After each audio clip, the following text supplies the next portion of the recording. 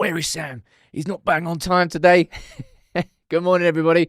How you doing? Sam, United People's TV. It's Friday. I know it's the international break, but we're here. We'll be here every day next week as well. And then you got to wait the next weekend. 2 full weekends got to wait for the Monday night kickoff against Everton. We'll be there for that too. Let's run through the latest United news, as always. What are you getting up to this weekend? Who's having fun? Who's doing what? It's Friday. Let's have an enjoyable show. We're going to be speaking about, among other things today, Michael Sansoni and United's data department. I know some of you find it boring, but it really is important. I've touched on it before. I haven't actually spoke about it in any great detail. So maybe the lunchtime video today could be the right time to do that. We'll also speak about Sekou Kone, Harry Amas, Radek Vitek, Shay Lacey, United's youth team. Internationals that happened yesterday, internationals that are going to happen today, and everything else in between. Disciplinary action needs to be taken for tardiness. You just send me to HR. Oh, one sec. I am HR. How about that? How about that? But let's have a look. Who's here from the mods and the member gang? Let's say hello to everyone and get on with today's show. Good morning to you, Steph. Good morning to you. Who else we got now? There's not much blue down here today. Josh, you're there as well. Even the mods are taking a day off. Unbelievable, Jeff. Unbelievable.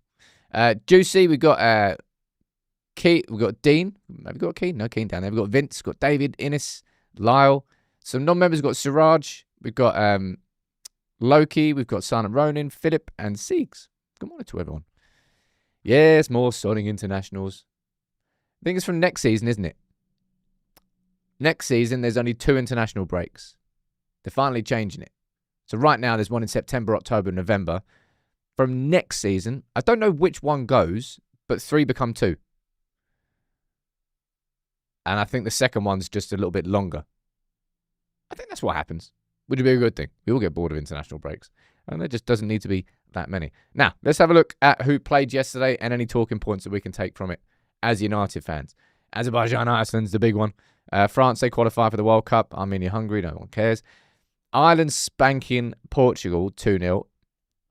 Really was quite funny. I'll be totally honest. Bruno Fernandes didn't play at all because he was suspended, had 1 game suspension. Ronaldo got sent off. Whoops. I mean, you reckon it was a red card? Yeah, it probably was a red card. Dean is saying, must admit, Rashford played a good game. Like full disclosure, hands in the air, peeps.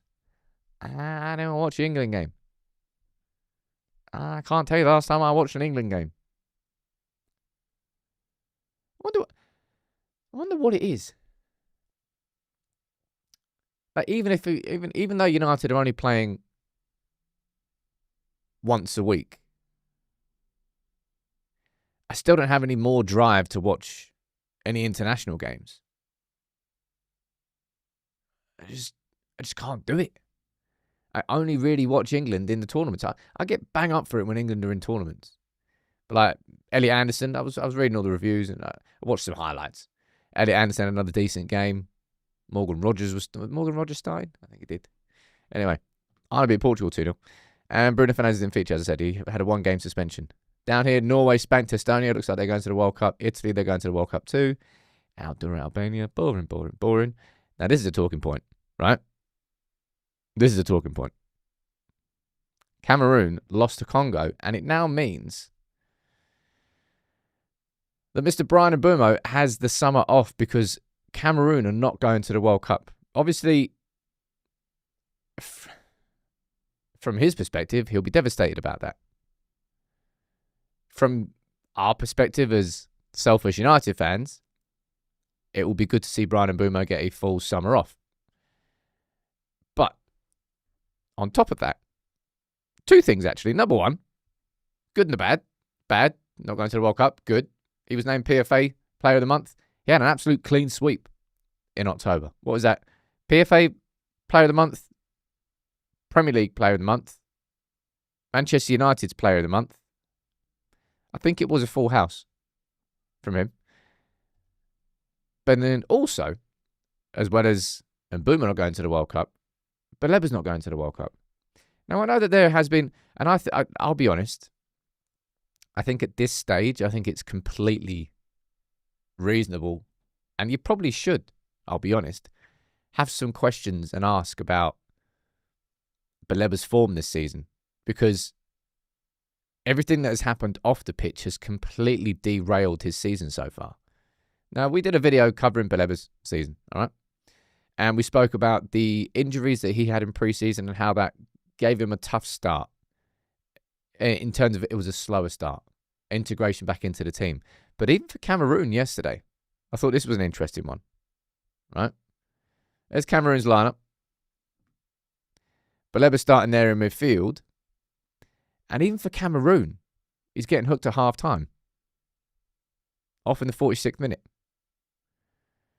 I think it's fair to say that Baleba's stock has dropped significantly. And, yeah, look, Imran, he's saying he's 21. Yeah, I know he's 21. I'm just talking about what's happening this season compared to last season. No player at that age is going to be the full final product, are they? They're going to have dips and up. We don't need to ask this poll again, but I'll be interested to know what effect not going to the World Cup is going to have on his price.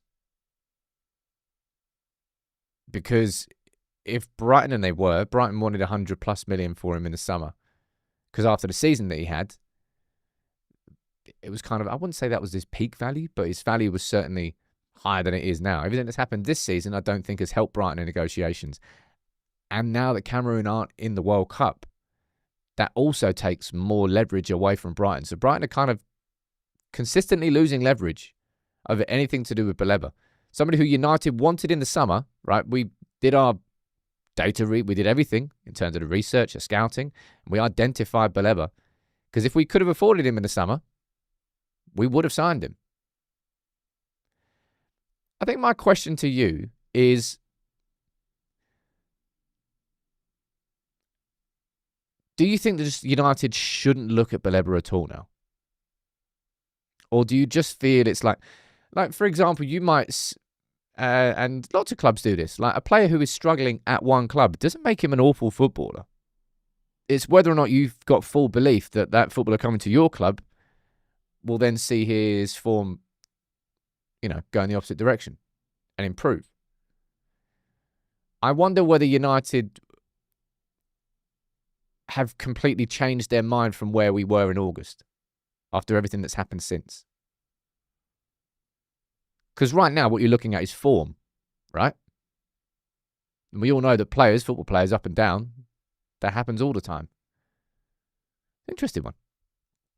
Someone saying 40 mil tops now. I don't know whether United would be able to get him that cheap, but it's certainly not 100 mil. But we're saying that he should be a 30 mil. He's not going to be a 30 mil player in summer. Okay, out of curiosity, what price would you put alongside Baleba now? Bearing in mind, we know that Brighton wanted 100 mil plus. And as it stands, they got no chance of getting that amount of money. Not just from United, but just in general. Aresta saying his price will fall now because he isn't in the World Cup. That's kind of what I think as well. Rich saying when he comes to United, he'll be rosy. I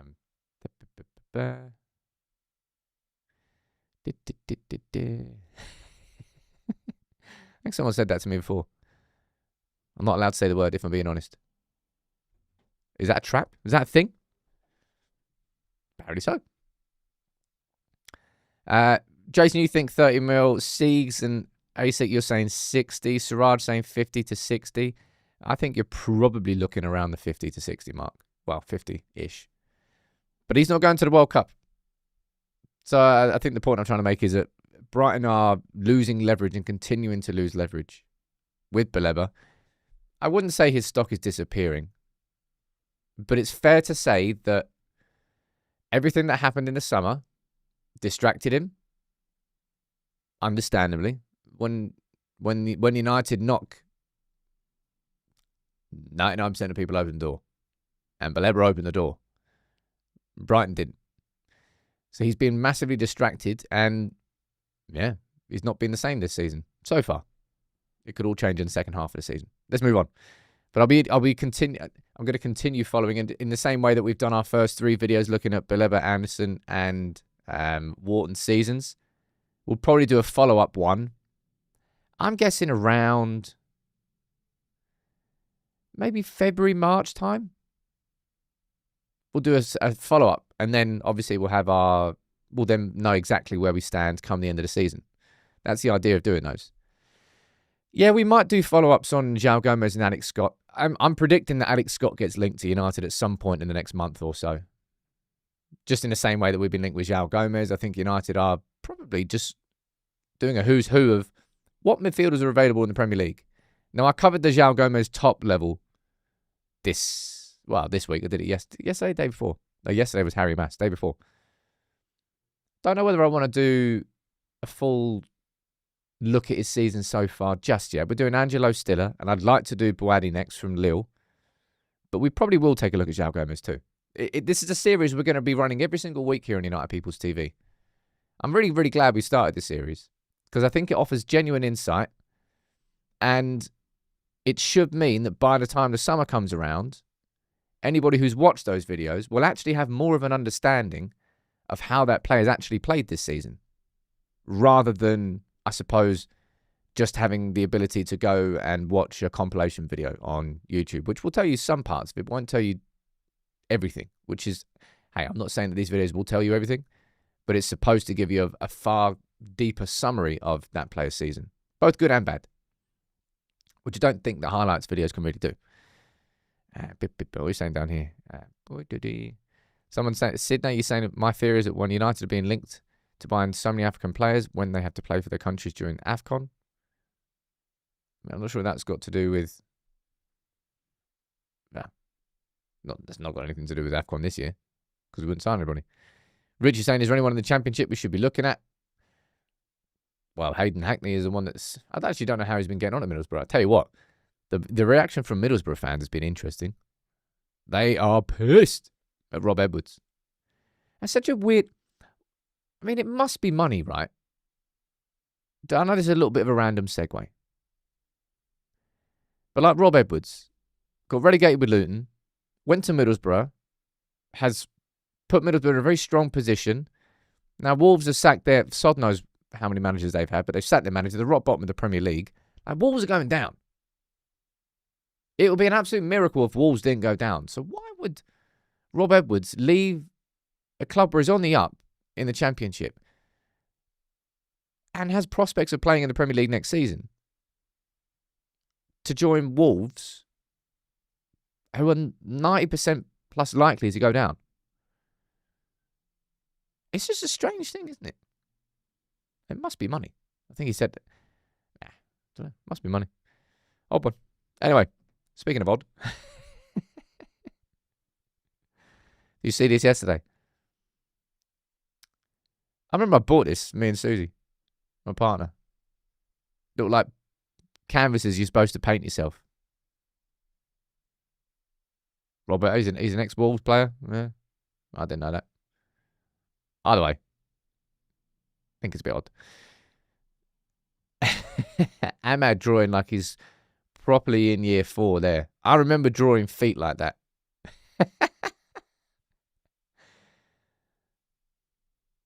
And Aiden Heaven's gone for like a Mr. Potato Head Ahmad.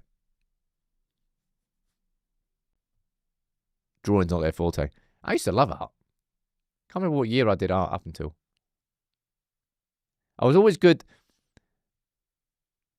If I had something to like try and copy, like if somebody asked me to like draw that bottle over there, I'd be quite good at drawing that. But if you ask me to like use my imagination out of nowhere, like draw a face, I find that really difficult. But I always liked looking and drawing. I should get back into that. Anyways, I used to do painting by numbers. It's like that as well. Right, what should we move on to? Yeah, let's get rid of that. Let's move on to this. Solskjaer on the overlap yesterday. Plenty of interesting talking points. So kind of a lot of what I suppose we already knew, and kind of conversations that we've already had around like McTominay, around Martial, around Rashford, around United, etc., etc. This I thought was a really good one. I don't know whether Ole Gunnar Solskjaer is ever going to come back to Manchester United. I suppose I'd love him to in the right capacity. But even this isn't Captain Hindsight speaking.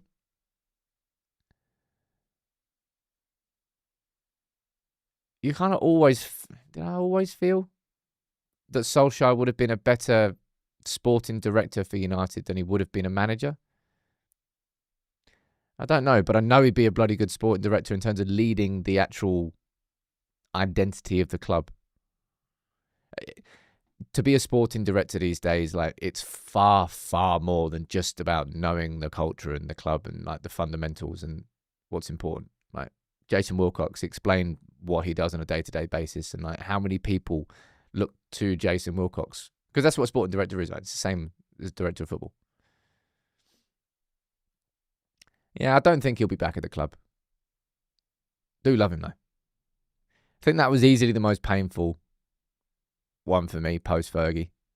Man, I remember the pelters, the absolute pelters that I got on here in the last sort of few months with Solskjaer, when people really, really checked out on him, and I couldn't. Do you remember when Gary Neville wouldn't criticise him on TV because he was his friend? It's kind of got a bit awkward towards the end. Yeah, I suppose you could say the same thing about Ten Hag. I supported Ten Hag longer than some United fans did. And that will always be my default with any manager. But yeah, it's a bit like Rangnick, I suppose. Right man, wrong role. Should have been brought in as a sporting director rather than a manager, considering he hadn't managed a football club for like 2-3 years by the time he came in. I think so anyway. Let's move on. Let's have a little conversation about the youth teams. About the youth players, actually. And this one's a little bit sad, really. Just some info and some stats on United's coverage this season. And look at that. Only 5 out of the 12 under-18s matches have been on MUTV. And only 7 out of 14 of the under-21s matches have been on MUTV. And I think for a lot of people, one of the only reasons why they might have an MUTV subscription is the academy coverage. Because that's something you can't get anywhere else. And this is all as a consequence of the cuts that have happened, the staff that have been pulled back, and the resources available. But it's quite bad, really. For those who care about the academy and want to watch the progression of the academy, are keen to follow the under-18s in Darren Fletcher's first season, all you can see is the results and follow like a text commentary. It's quite bad, isn't it? Steve say Ollie's been the best manager post Fergie. A disgrace how he was treated by the club and many of our own fans. If I was going to choose, I've already said this before, I know I have. If I was going to choose one manager post Fergie who I would have loved to have seen working in an environment that Ruben Amorim's got now, with actual support and actual football people, I would definitely choose Ole Gunnar Solskjaer. I think there are some that might say Jose Mourinho because it may well have brought success, but I would have definitely chosen Solskjaer. Yeah, it's a shame really about the academy coverage. I don't know whether that's going to change at any point this season either. I don't know. Right, let's move on to some other youth players. So yesterday, said I was going to do it, and I did. Covered Harry Mass's season so far. There's been confirmation now that he's going to be staying on at Sheffield Wednesday for the full season. And I think what I said in the video, what Amass's loan spell shows is a good loan spell is not just measured by whether or not the team that they're playing for wins a game of football. That's not the only measure of development. Now, Amass didn't play the first few games of Sheffield Wednesday in the league, and then since he came in against Bristol City, he's played every single minute in the last 10 games, 10 consecutive 90 minutes in the Championship for 18-year-old Harry Amass. That is a loan spell. That is development. And fingers crossed it continues. He's going to get relegated. Sheffield Wednesday have been put into administration. They've got a 10-point deduction. They're bottom of the league with -4 points, people. I think they're 17 points off safety. Yeah, you're going down, lads. But Harry is still developing in that environment, and that will make him a far more developed and mature player, because you can... I don't know whether this comparison makes sense, but it does in my head. Like, in life, you don't really find out who your friends are until you're in bad situations. and then your friends come to the surface. And sometimes in life, you don't really find out who you are until you put into tougher situations and tougher environments. It's kind of Ruben Amorim has said that one thing that he's learned about himself during this year of, let's be honest, largely awful football, certainly largely awful results, he said, I've learned that in these tough environments, I can stick to my principles. I can stick to what I think and what I know, and I'm not really going to divert away from them. So he's learned that about himself. So in that sense, Harry will learn, even in a relegated environment, I can still do this. Development. Development comes in different ways. And the next player that I'm going to be speaking about in terms of what's going on with this season is Radek Vitek.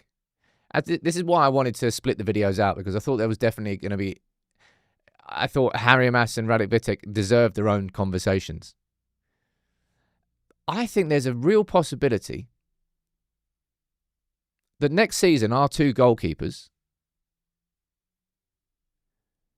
are Senny Lamons and Radek Vitek. I genuinely think that is a possibility. This was Vitek speaking to Sky Sports yesterday. He's speaking about his ambitions to play for Manchester United. And I'm going to save the conversation about him properly for that video, right? Looking at his season so far with Bristol City. But when Senny was brought in, the intention always was for United to bring in another goalkeeper at some point in the summer. That's when our next goalkeeper is going to come in. But we didn't know, and I suppose we still don't. Early signs are good though. But we don't know whether the goalkeeper that we're going to sign in the summer is going to be a number 1 or a number 2. It's going to be a week or a bit. But we don't know whether it's going to be first choice or second choice. Now, as it stands, Senny has started really, really well. And it looks like he's going to be very much developing into our long-term number 1. And long may it continue. In that sense, Radek Vitek, it'll be perfect for him. Imagine that. His loan spells, if I remember correctly, where did he go? Was it Altrincham? I don't remember what his first loan spell was. Somewhere like Altrincham. And then he went to Austria. And he nailed it in Austria. And the only reason he's got the opportunity at Bristol City is because the keeper got injured at the end of last season. And that's why Radek Vitek was brought in. But his performance has been so good that you can't take him out of the team. So to go from that, then this season, the Accrington Stanley, there you go. Altrincham, Accrington. Close enough. So my point is, next season, I think there's a real possibility that Lamons and Vitek are our two goalkeepers. Two very young goalkeepers as well. How old is Vitek? 22, 23? I think he is. Mo asking how many years does Binder have left in his contract? I don't know. I don't really care. He's gone in the summer. I mean that in a disrespectful way, but boy. And Onana's not coming back. Where did we get Vitek from? Can't remember. We signed him in the academy. Where did we get Vitek from? Is he Czech? I think he's Czech. Let's have a look. Yeah, he's Czech. And he's also 22. Joined as a 16-year-old from Sigma Olomouc. That's what that is. I guess that's a club in. Played for under-19s Czech club Sigma Olomouc as a 16-year-old. That's where we signed him. Good to see these players developing on loan. And that's two very good examples of Manchester United sending players out on loan to the Championship and it working out. And I tell you what, somebody who could be next. Somebody who could be next. Sekou Kone.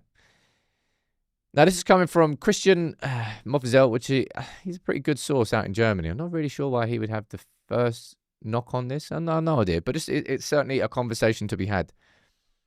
He's reporting that due to his injuries, which have limited his ability, I don't really know why that's got anything to do with it, if I'm being completely honest. Because I think that Kone was lined up for a loan in the summer, if I remember correctly.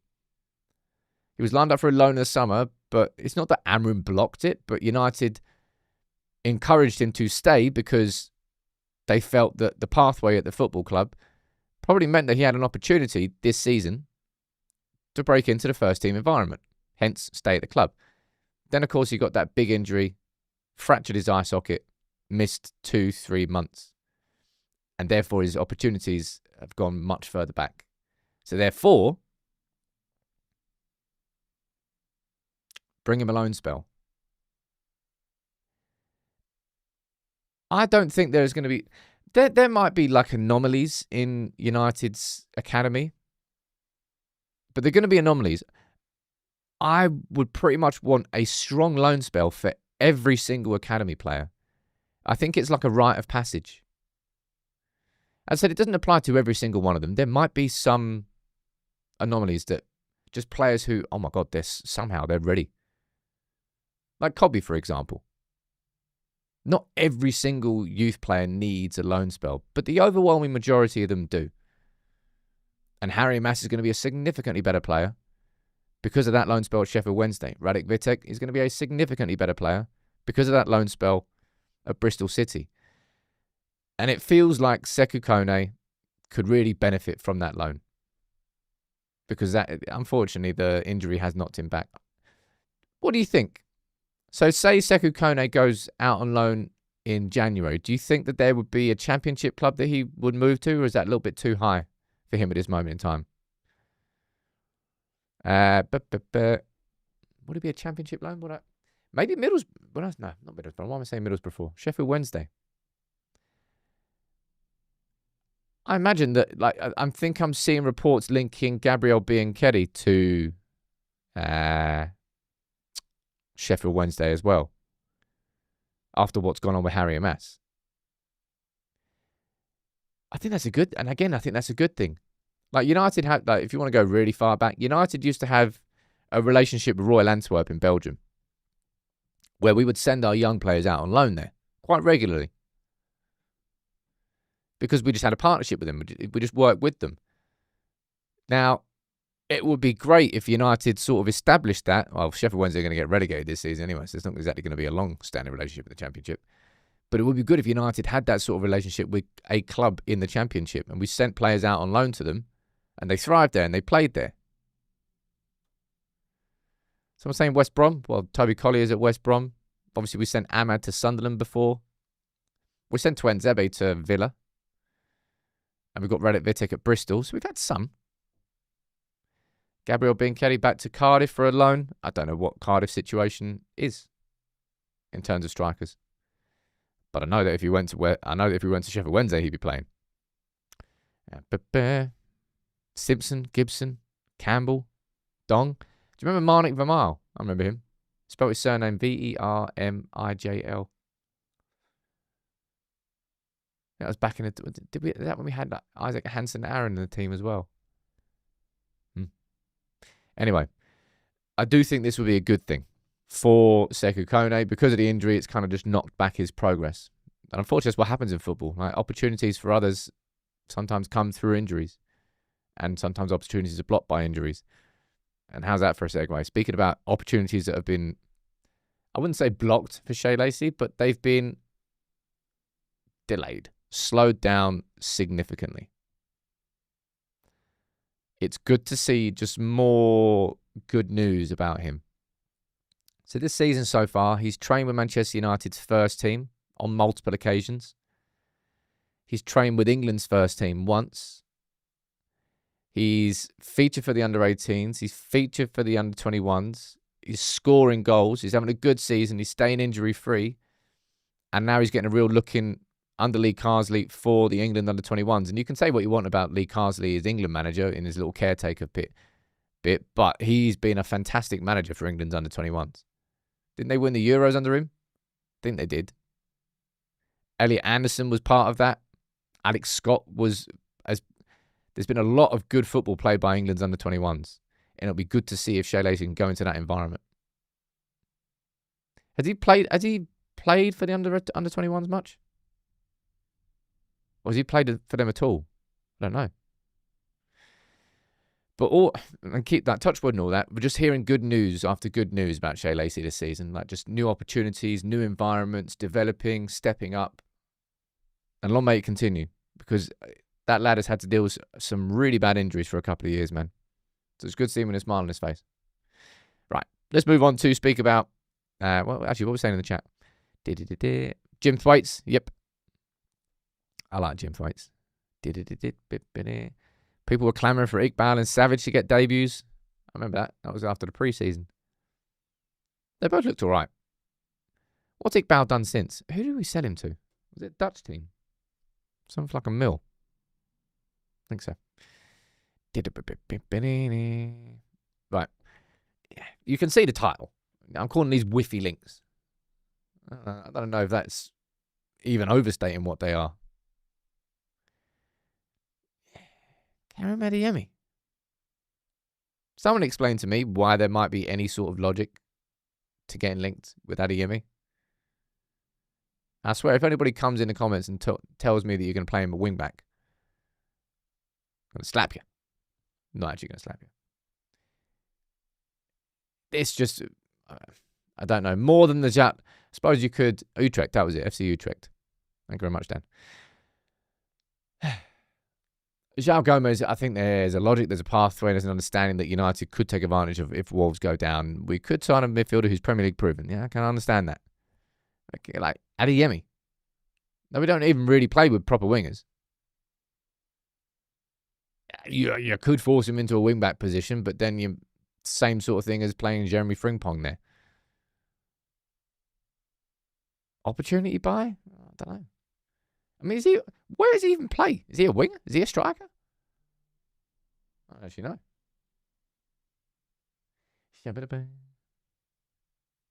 Is there a high chance to get Baleba over Anderson? Price might dictate that, and competition might be involved in that. Yeah, look. Whiffy at best. That's the only way I'm going to describe those links. Mainu loan to Bayern or Dortmund. A Mainu loan to Dortmund sounds pretty cool on paper. I think. Yeah. I really do think that United need to loan Mainu out in the summer, because the main reason I'm saying that is because I'm worried if we don't do it, that his love for United is going to be hit quite a bit, because he'll feel that United are responsible for telling him that he was going to get more opportunities, not delivering them, and therefore him not getting involved in any sort of World Cup squad. And it's hyper competitive. Does it feel like that spot? I don't know whether I'm right or wrong in this one. You can let me know. Does it feel like that spot in midfield alongside Declan Rice is probably the most competitive spot right now in the whole England squad? Or like the most up for grabs? Because you've got Elliot Anderson there. You've got, Alex Scott, who's just come in and made his debut. Obviously, you've got Cobby, who could play there. Adam Wharton would probably love to play there as well. If you wanted to, you could play Jude Bellingham deeper in the central midfield, although he's better as a number 10 anyway. But it feels like that one spot which Mainu wants to compete for is the most competitive place in the entire squad, which makes him not playing. Well, he's got no chance then, really. Even if Cobby was playing every single week to the levels that he was playing in the Euros with England, he's probably going to be a shoo-in. Either way, I think United should be loaning him out. Even if he plays, says Mike, he's unlikely to get into the squad. There's going to be some big old names left out of that World Cup squad, I'll tell you that. Someone say Henderson. Ugh. Just making noises now. Right. Let's move on to one of the headlines of today's show. And just talking about what I want to say for the end.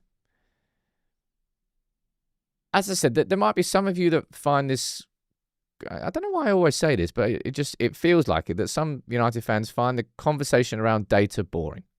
Like, I don't want to talk about numbers. I don't want to talk about this. I just want to talk about the football on the pitch. I agree on that part, but the data is so intrinsic these days. It's so part of modern football that United being left behind. Now, I don't actually know the answer to this off the top of my head, but I don't know why it took us so long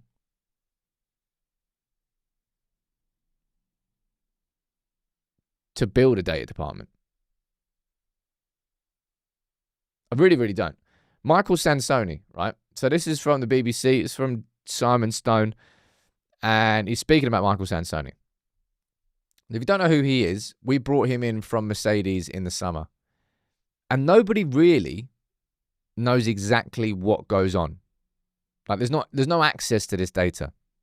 All we can talk about is the evidence. And I think I might do my lunchtime video on this today to sort of piece it all together into a coherent 8-minute video. But this is what the BBC is saying, right? Michael Sansoni arrived from Mercedes. He was the team director of data. And let's be totally honest here. If you're looking at sports and which sport uses data, I'm trying to think of the best way to phrase this question. It feels like data is more important to whether you win or lose in F1 compared to any other sport, because you're talking about like gaining a 100th of a second here or 400ths of a second there just by making one tweak, one change. Like the margins are really, really small. So data becomes more important in those situations. How do you possibly gain the marginal gain? Johnny talking about NFL and basketball.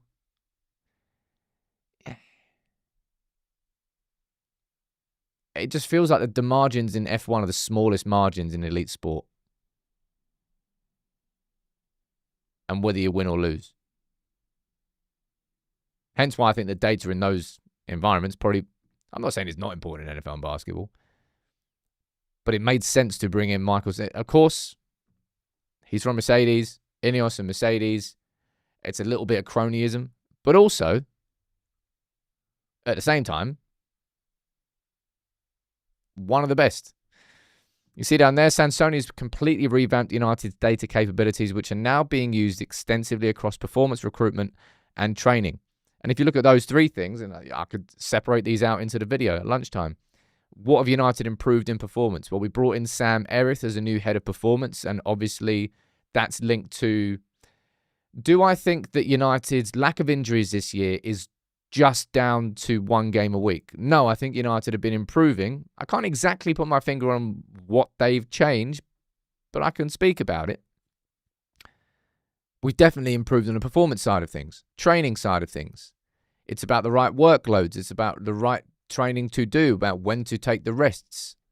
And from a recruitment perspective, that's the easiest one, right? United's recruitment has been significantly better, even before Michael Sansoni arrived, because I don't think he was here last summer.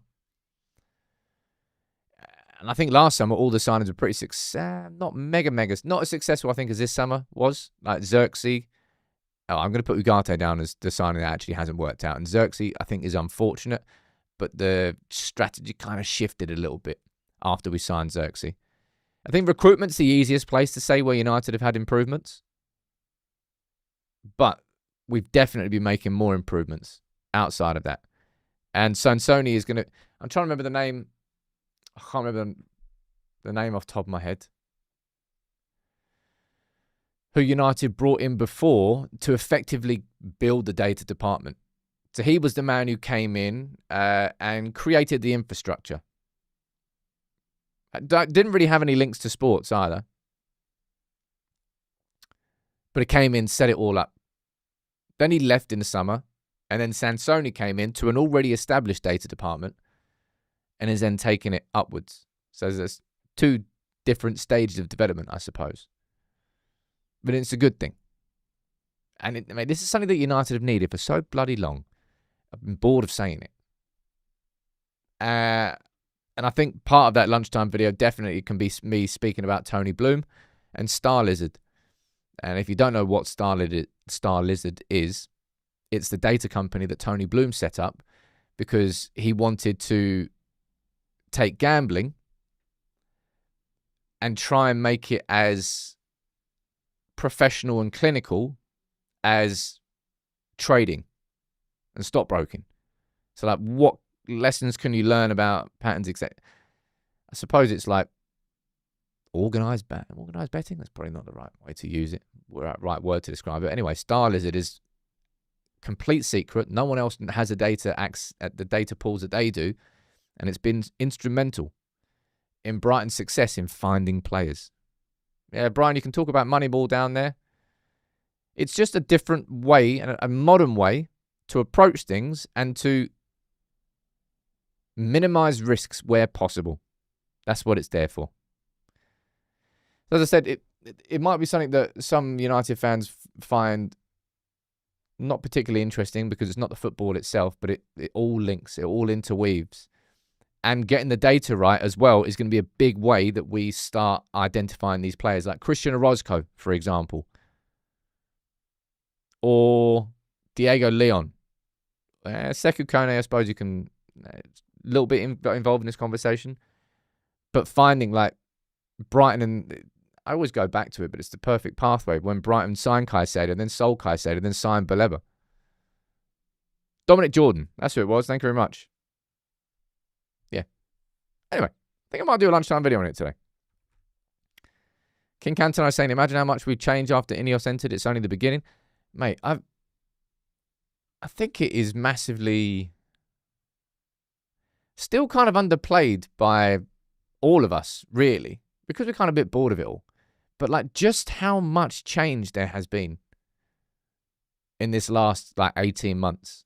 Like how, I wonder what as a percentage, I don't know this if I'm being completely honest, but I don't know what percentage of like the entire football structure of Manchester United has been completely changed. From new director of football, a new CEO, down to a new head of performance, down to a new first team chef, a new head masseuse, a new, like, it feels like 75% plus of the people who existed before aren't there anymore. Like the whole thing, really. Anyway, that is part of it. I might do a lunchtime video on that. Right. You know what day it is today. It's the map dance. Don't know why I've got a map dance going on. But it's the map. It's Friday. Let me know where you're watching from. Right? Let me know what city and what country. And I'll get a few of you added onto the map. We've got Aachen in North Germany. We've got Aalborg in Denmark. Aberdeen in Scotland. Are these the latest ones? No, these are in alphabetical order. Come on, people. Date created descending. Is that right? Alice Springs, Takoradi, Bridgetown in Barbados, Columbus in USA, Piran in Slovenia, Chisinau in Moldova. I can't wait until I figure out the point and we've got a website that you can all access this, because I think that'll be wicked. We've got Vex watching from Mostar in Bosnia. I haven't got many Bosnians up in here. Mostar Herzegovina. No chance. I'm not going to ruin that. You're on the map, sir. Den, you are watching it from the most glamorous of places, Doncaster. Put a donk on it. Is that from Doncaster? Don't think it is. What are we going for? One more. We've got, what's that? Red Legacy watching from Vidova? Vidova. I'm going to go for Vidova. Let's get one more. Let's get 4 on. I'm feeling fruity today. We've got someone spamming, so you're not going to get on the map. We've got Deal watching from Penang. Do you like a nice Penang curry? In Malaysia.